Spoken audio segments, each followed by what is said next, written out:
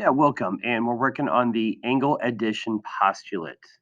What the angle addition postulate does is if you have a place where two angles are side by side, the measure of the resulting angle will be equal to the sum of the two original angle measurements.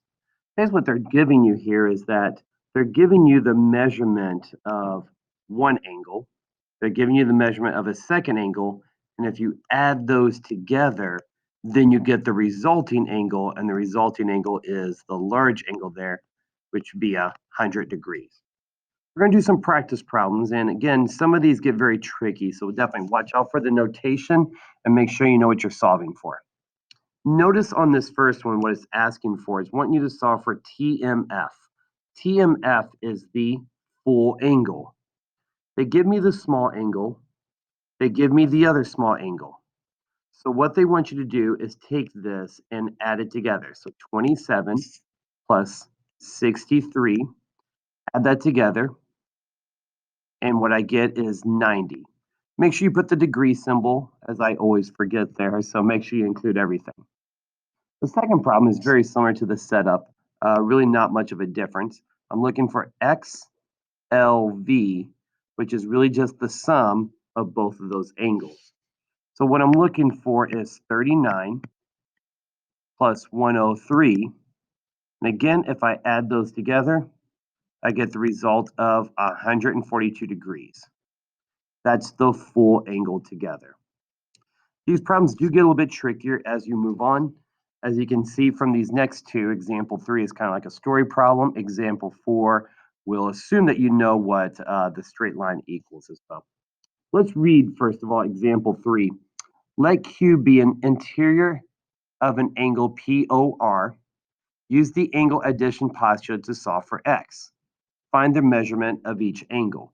So what I like to do here, first of all, is obviously draw a picture what's going on. So they tell you that Q is in the middle. Let me draw the picture there. And then POR, since P and the O is in the middle, that has to be like the vertex of it.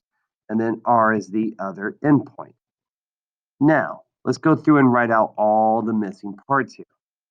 POQ is this one, which will add up to X plus 4. QOR is the other angle, which is 2x minus 2. The resulting one, which is 26 degrees, is the full angle together, so that will total 26 degrees. What they want you to do at this point is basically just add everything together, x plus 4 plus 2x minus 2, and the full result should be 26. Hope you can read my handwriting. Combine like terms, I end up with 3x plus 2, which equals 26. Subtract 2 over, I get 24.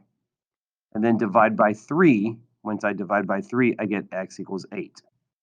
Now do notice the last question says, find the measure of each angle. So even though x equals 8 is your solution, you still got to go back up here and solve for each one. 8 plus 4 is 12. You plug in 8. 2 times 8 is 16. 16 minus 2 is 14. And this makes me happy because you add 12 plus 14, you do get the result of 26.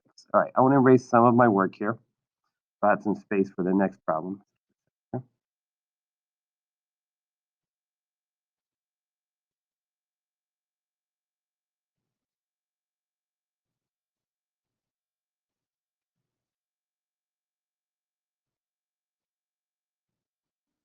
All right, let's look at the last problem here.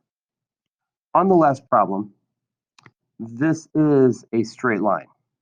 Knowing that a straight line is always going to add up to 180, that means that these two measurements are going to add up 5x plus 10 plus 2x minus 5 is going to equal the grand total of 180 degrees.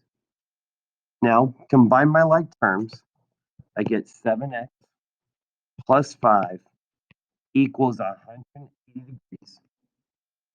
Subtract 5, I get 175. Divide by 7, x equals 25. Now notice the key thing about this. 25 is not the measurement of the angle. I don't have one up there that equals 25 degrees. It says x equals 25.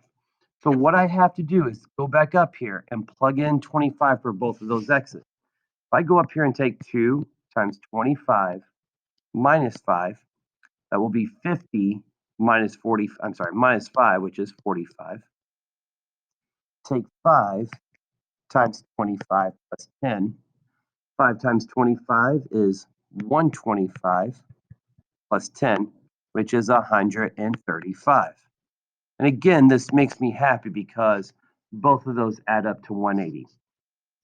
Thank you, and I hope you have a good day.